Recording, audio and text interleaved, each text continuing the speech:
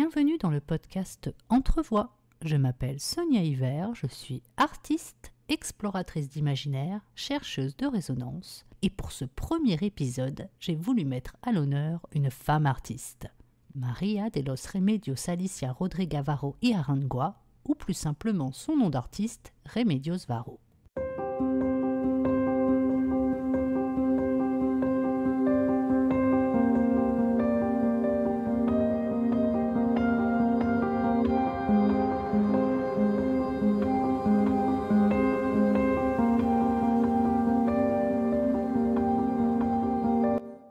Remedios Varro est d'origine espagnole. Elle est née en 1908 à Angles. Pour fuir le régime franquiste, après un bref passage en France, elle trouvera asile au Mexique comme d'autres exilés. Elle mourra plus tard d'une crise cardiaque à 54 ans. Son art est rattaché au surréalisme. Vous connaissez peut-être ce mouvement intellectuel, artistique et littéraire né en 1920, dont les grandes lignes reposent sur tous les moyens de libération de l'esprit, détruisant la frontière entre le réel et l'imaginaire en accordant pour cela une place primordiale au hasard, à l'inconscient et au rêve. Vous connaissez certainement des artistes hommes tels que Salvador Dali, René Magritte ou bien encore Max Ernst. Eh bien, sachez que les femmes artistes ont, à travers ce mouvement, trouvé une certaine liberté et pu revendiquer leur identité au-delà du genre et des conventions sociales. Vous trouvez des artistes comme Léonore Fini, Dorothea Tanning, Leonora Carrington, avec qui Remedios Varro a lié une profonde amitié. Si vous allez contempler les œuvres de Remedios Varro, vous découvrirez des œuvres à la fois poétiques, oniriques, étranges, polymorphes, et même parfois teintées d'un certain humour, car elle illustre sa façon d'être au monde à travers une fantaisie poétique singulière et explore une dimension occulte à travers une grande liberté d'exploration. Influencée par son éducation, son lien à l'art lui a été transmis par son père, ingénieur hydraulicien, dont elle recopiait les dessins techniques. Son attrait pour la spiritualité lui vient de sa mère, qui était une fervente catholique. D'ailleurs, Remedios Varro se traduit par remède solution, en l'honneur à la Vierge des Remèdes, réputée pour avoir accompli de nombreuses guérisons. À travers son art et son introspection, Remedios Varro s'efforce de comprendre les avancées et les progrès de son époque, questionnant la notion d'identité, la frontière entre l'humain et l'animal, cherchant des réponses au-delà du tangible. Surnommé peintre de l'alchimie, son imagination débordante contrebalance une certaine rigidité sociale imposée. L'art de Remedios Varro oscille donc entre classicisme, mysticisme, occultisme, à l'instar de ses pairs que vous connaissez sans doute, Jérôme Bosch, Francisco de Goya ou El Greco. Voilà. Vous avez maintenant quelques éléments pour vous situer, je vais pouvoir vous dévoiler le tableau sur lequel j'ai choisi de me pencher avec vous.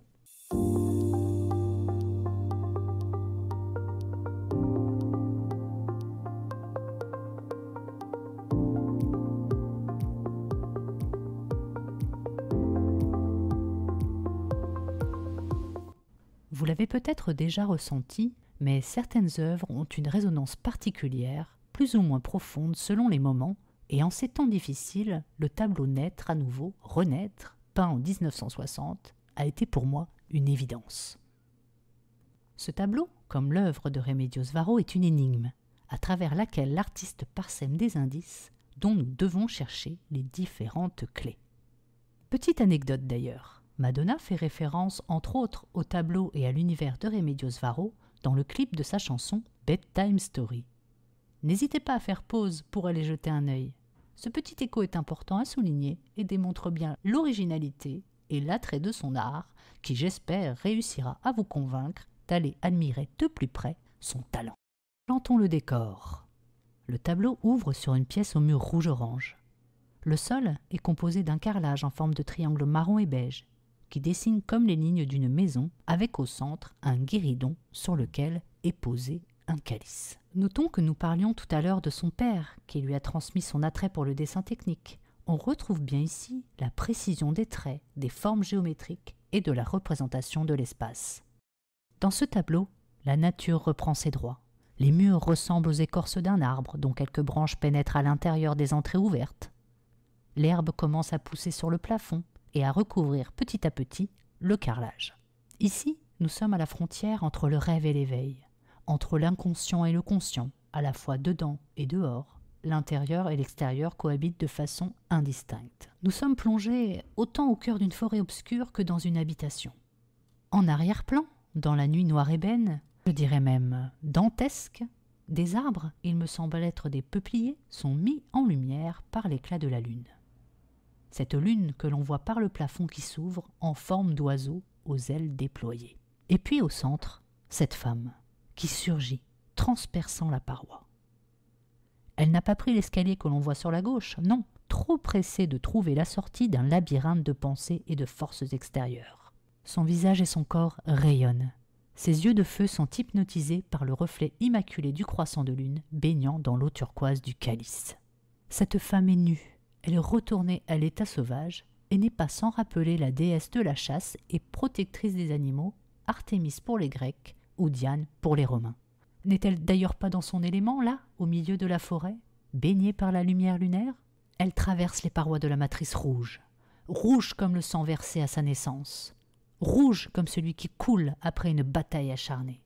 Ce rouge, symbole du sang et du feu, tel le phénix qui renaît de ses cendres. Si vous prêtez attention, le tableau fourmille de symboles liés à cette renaissance. L'hexagone, le triangle, le losange, utilisés dans des représentations magiques, le croissant, symbolisant la régénération de la lune, symbole également de la puissance féminine. Les branches d'arbres sans feuilles, signe de régénérescence. Et vous? Ressentez-vous une certaine résonance avec ce tableau? Que pensez-vous de cette idée de naître à nouveau? Avez-vous déjà ressenti ce sentiment de chercher à sortir d'un cocon qui vous emprisonne ou vous étouffe peu à peu? Avez-vous surmonté une épreuve, voire même survécu à des épreuves? Dans cette œuvre, on sent que cette renaissance a été douloureuse, que cette femme a dû plonger dans le noir, aller au-delà de ses limites et se mettre à nu.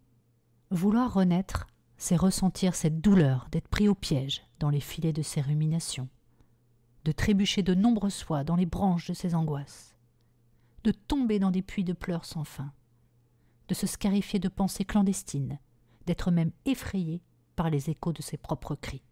Cette quête de renouveau fait prendre des chemins sinistres, des détours tourmentés, jusqu'à parfois même creuser sa propre tombe pour essayer de fermer définitivement les yeux. Mais, à travers la noirceur et l'adversité, la lumière est là, quelque part, telle une pulsion de vie inconsciente qui nous fait nous reprendre. On survit.